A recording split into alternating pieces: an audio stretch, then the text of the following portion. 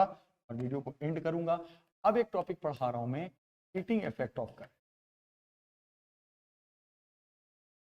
Topic है heating effect of. Last video बनाते हैं, कवर करते हैं बेटा। हम अगले वीडियो में फिर मिलेंगे, लास्ट के कुछ टॉपिक खत्म करते हैं, अगले वीडियो में हम फिर मिलेंगे। हीटिंग इफेक्ट ऑफ करंट क्या है आप उस पर कहा यह जाता है। जूल थे, जूल, साइंटिस्ट जूल ने बताया, जूल्स लॉ ऑफ। जूल ने बताया था कि आपने देखा होगा नॉर्मल लाइफ में भी जब किसी भी वायर में करंट फ्लो करता है तो आपने एक चीज नोटिस किया है नहीं किया है कि वो वायर गर्म हो जाती है, हीट हो जाती है, गर्म हो जाती है।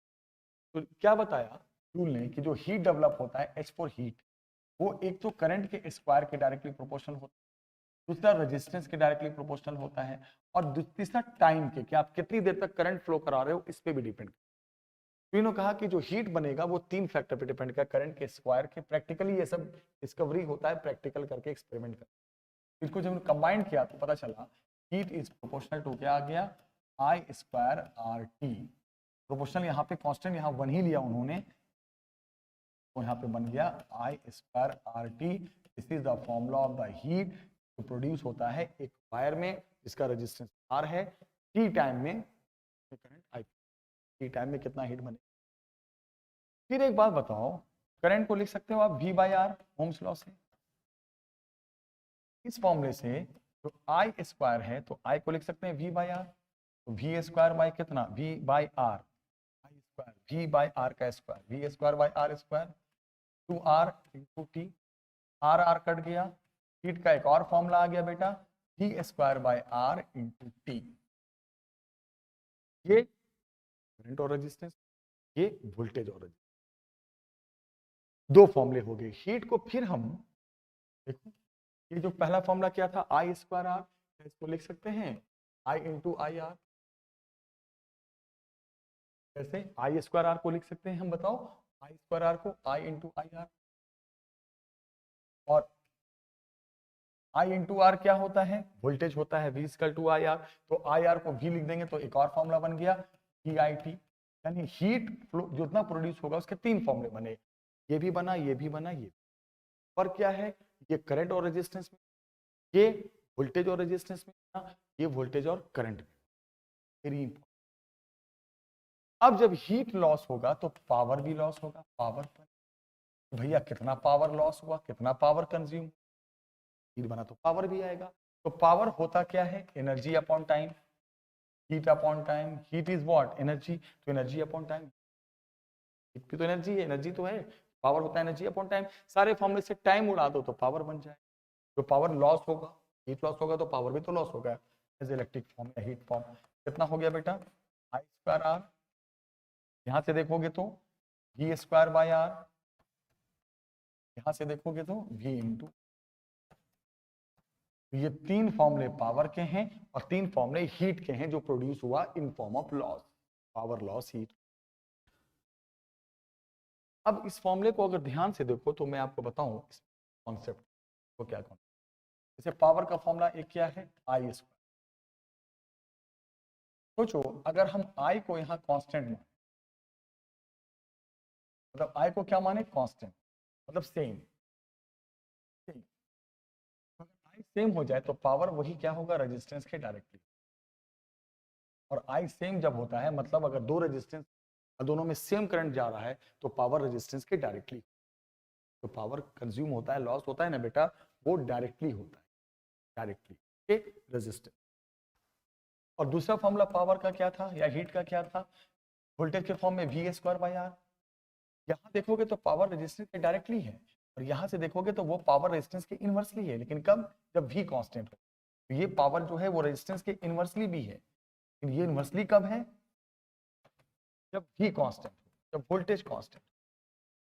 तो क्या कहोगे कि अगर जो पावर लॉस होता है, कंज्यूम होता है, वो रेजिस्टेंस के डायरेक्टली भी होता है और रेजिस्टेंस के इनवर्सली भी होता है। जब करंट फिक्स करके देखेंगे, करंट कांस्टेंट होगा तो पावर रेजिस्टेंस के अकॉर्डिंग चेंज होगा, डायरेक्टली रिलेशन। इसका रेजिस्टेंस ज्यादा उसमें पावर लॉस। और अगर वोल्टेज फिक्स करके देखेंगे, दो रेजिस्टेंस है, दोनों का वोल्टेज फिक्स है, तो पावर रेजिस्टेंस के इनवर्सली, जिसका रेजिस्टेंस ज्यादा उसमें पावर लॉस कम। दोनों रिलेशन है, याद रखना। बोलोगे सर इसको थोड़ा सा क्वेश्चन से मान लो मैंने कहा इफ दो रेजिस्टेंस हैं R1 एंड R2, इनका रेशियो 1:2। अब उसने कहा find ratio of power loss या कंज्यूम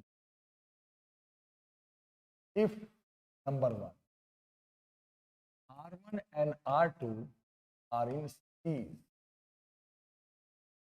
क्या कहा? दोनों अगर सीरीज में है। Number 2 R1 and R2 in parallel. अब क्या कहा? अगर ये दोनों किस में आ जाए? पैरेलल। एक बात बोलो, सबसे पहले सोचने वाली बात, हीट भी पूछ दे या पावर पूछ दे, सोचने वाली क्या बात है कि सीरीज में क्या सेम होता है? मैंने पढ़ाया था ना, करंट सेम होता है। सीरीज में करंट सेम जाता है, दोनों में करंट सेम। और जब करंट सेम होगा तो पावर हो या हीट हो रेजिस्टेंस के डायरेक्टली होता है कि नहीं? तो जब सीरीज होगा यानी करंट सेम यानी पावर रेजिस्टेंस के डायरेक्टली। इसका मतलब पावर का रेशियो वही होगा जो रेजिस्टेंस का रेशियो। कितना आंसर आ जाएगा इसका भी? 1:2। सीरीज की बात, सीरीज में बोला था क्या? दो वायर हैं जिनका रेजिस्टेंस का रेशियो 1:2 है। तो रेशियो ऑफ पावर लॉस क्या होगा अगर ये दोनों सीरीज में है? तो दिमाग लगाओ, सीरीज में क्या सेम जाता है? दोनों में करंट, और करंट सेम जाएगा तो पावर रेजिस्टेंस के डायरेक्टली होगा, यानी जो रेजिस्टेंस का रेशियो है वही power loss. Okay, second case में क्या बोला है बेटा? ध्यान से देखो, सेकंड केस में क्या बोला है इसने? अब बताओ, अगर अब क्या बोला है बेटा? बताइए जरा जल्दी से।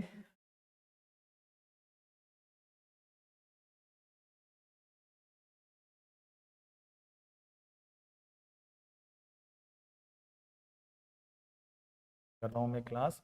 अब क्या बोला है सेकंड केस? बताइए जरा जल्दी से आप लोग। अब क्या बोला है बेटा? सेकंड केस में क्या बोला है? बताओ जल्दी। सेकंड केस में क्या बोला है बेटा?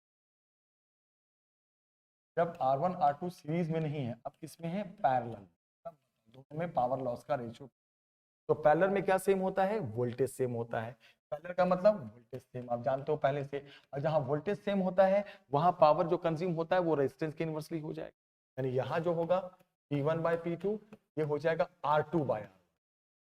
क्वेश्चंस आते हैं, ध्यान का मतलब P1/P2 जो लॉस है, कंज्यूम पावर है, उसका रेशियो रेजिस्टेंस के रेशियो का उल्टा R1/R2 1:2, इसका हो जाएगा 2। तो हीट लॉस या पावर लॉस, एक बात ध्यान रखना, अगर करंट फिक्स है यानी सीरीज है तो जो रेजिस्टेंस का रेशियो है दोनों वायर का, उसी रेशियो में पावर लॉस होगा और हीट लॉस।